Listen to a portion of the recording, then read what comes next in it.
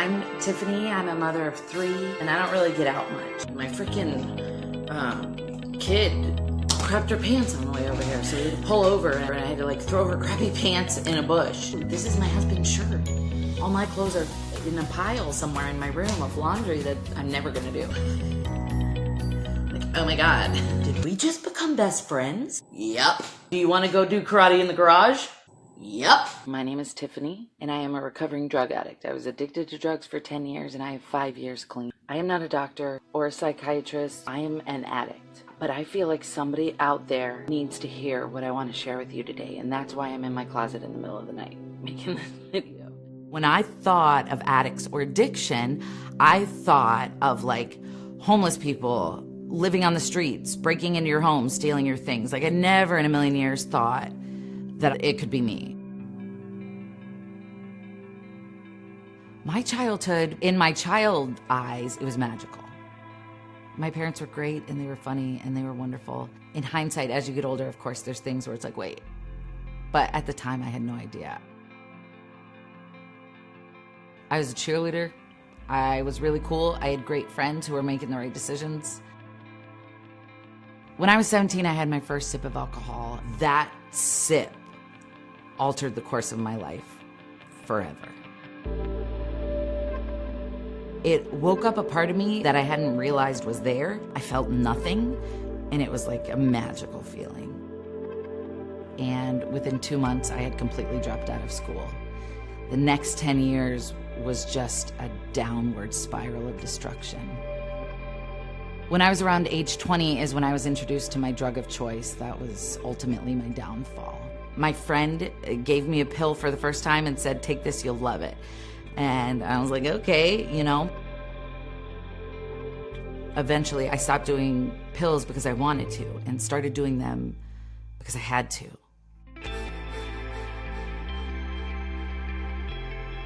It was so dark. I was doing things for drugs that I never thought that I would be doing in a million years.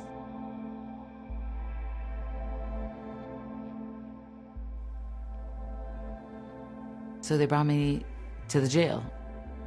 On day 3, I just couldn't handle the reality of the life that I'd created. It was too much. So I waited until everybody went to sleep that night and I tried to kill myself. And somebody called the police and they came and they saved me and brought me to Suicide Watch, which is basically like a fish tank.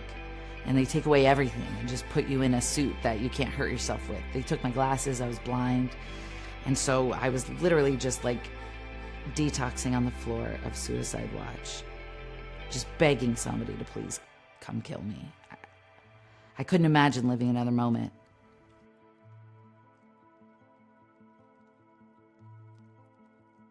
As the days went on and the fog started to clear and the drugs started to leave my system, I found it not being so miserable. And when I was back in general population, it was around day 10, I want to say, I belly laughed. For the first time in years. It was the first time that I was like, I feel okay.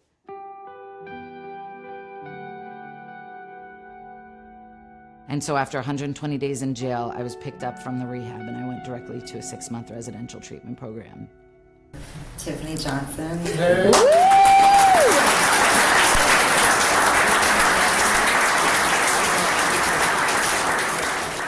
You know, I just got really tired of my old life and being desperate and depressed all the time. And so life is beautiful today, and I'm very fortunate to have made it to a year by the grace of God and all of you helping me. So I met my husband when I was living in a halfway house, and we had only been dating for 2 months, and I found out I was pregnant.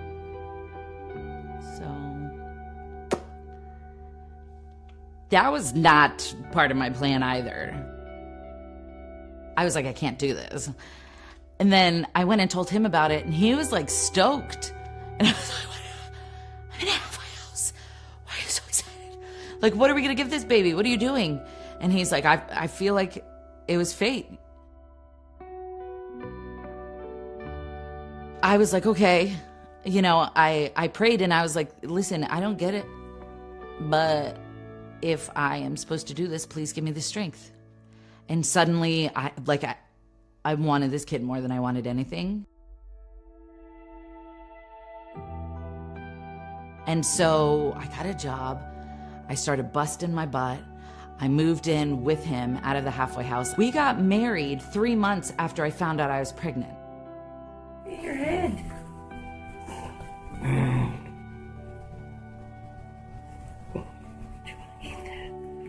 When my son was 6 months old, I found out I was pregnant again. So it was, okay, we'll just get it out of the way. I gave birth to my daughter. 2 months after she was born, my bonus daughter came to live with us. And so it was so quick. It was like 5 seconds ago I was in a halfway house, and now I'm a married mom of 3. Like, what am I doing? The morning on the farm. The noisy rooster says, good job. The sheep wakes up the horse, and the horse says, Nay. That's not. Chloe was right. I found that when I looked at social media, everybody looked perfect, and I couldn't relate to any of it. So I started writing and saying the things that I wish somebody would say to me, and I started writing for it to be therapeutic. And I found that the more honest I was in my blog, that the more people resonated towards it. And so I decided to just put it all out there. Yellow. Hey, what are you doing? I'm pooping. What are you doing? Me too. Toilet twins? No. Sorry. And then I was like, I'm onto something. My weirdness is being accepted. What is going on? And then I couldn't stop. It just exploded. And all of this has happened in, 2 years. Well, welcome to my page. Somebody stop me. I still refer to myself as an addict. I am in recovery, but I could get addicted to anything. I get addicted to food. I get addicted to Netflix series. I get addicted to my phone. It doesn't matter what it is. I have this personality where I'm addicted, and I haven't beat addiction. I'm still an addict. I'm just not using drugs. And there's no shame in the word addict for me. And I don't think there should be. Hey, were you guys not gonna tell me that I had something black in my teeth? Where? How long has this been here? I did like one smile and I saw a little black, and I'm like, oh no. I hope that by using humor, I am able to show others that addiction doesn't have to be a serious humdrum topic, and that it's possible to live life after addiction. Because there was a point where I didn't want to live, I didn't know how to live. And now, I just celebrated 6 years clean from drugs and alcohol, which is a miracle because I couldn't go 6 minutes before.